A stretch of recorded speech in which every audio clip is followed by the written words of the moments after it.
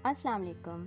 सहरी और अफ्तारी में किस चीज़ की एहतियात करनी चाहिए, जानिए इस वीडियो में। सहरी की एहतियातें। सहर और अफ्तार में मतवाज़न खुराक ही सेहत की ज़ामिन होती है। सहरी के दौरान एक साथ बहुत ज़्यादा पानी पी लेना नुकसानदेह अमल है। इस अमल से मैदा पानी से भर जाता है, जो अक्सर वॉमिट यानी उल्टी का सबब बन जाता है।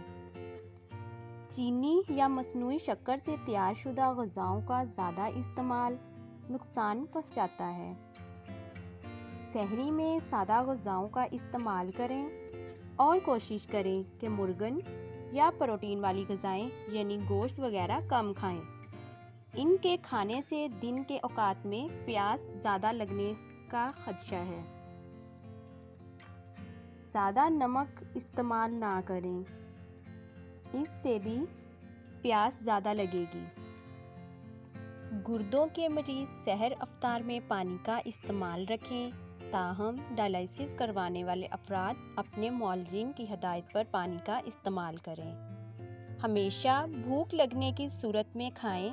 सैर होने की हालत में ऊपर तले कई चीज़ें ना खाएं। तली हुई अशिया से मुकम्मल परहेज़ रखिए, ये प्यास का सबब बनती है।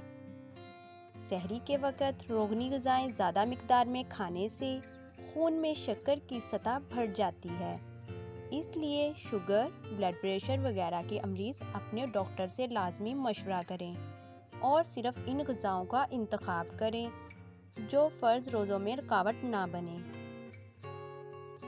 अफ्तारी की एहतियातें। पकोड़े, समोसे और इन जैसी दीगर अशिया खानी हैं तो हफ्ते में एक दिन के लिए मखसूस कर दें, यही आपकी सेहत के लिए बेहतर है। कड़क चाय, कॉफ़ी, सॉफ्ट ड्रिंक या इस जैसी दीगर मशरूबात, मसालाजात और तेज़ मिर्च खाने से परहेज़ करें। सालन वगैरह में मिर्च मसाला नॉर्मल रखिए। तेज़ मसाले प्यास, सीने की जलन और पेट की खराबी का सबब बनते हैं। अफ्तार के वक़्त बहुत ठंडा पानी पीने से परहेज़ करें।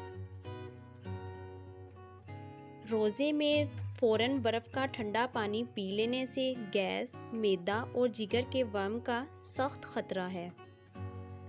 अफ्तारी में खाना कम खाएं, क्योंकि सारा दिन भूखा रहने के बाद अगर आपका जिस्म यकदम बहुत ज़्यादा ग़िज़ा हासिल कर लेता है तो ये पेट में गैस पैदा करने समेत मैदे के दीगर अमराज को जन्म दे सकता है।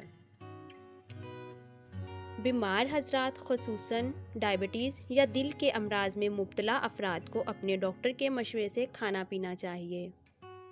नाज़रीन, आप लोगों को आज की वीडियो पसंद आई तो वीडियो को लाइक और चैनल को सब्सक्राइब कर लें।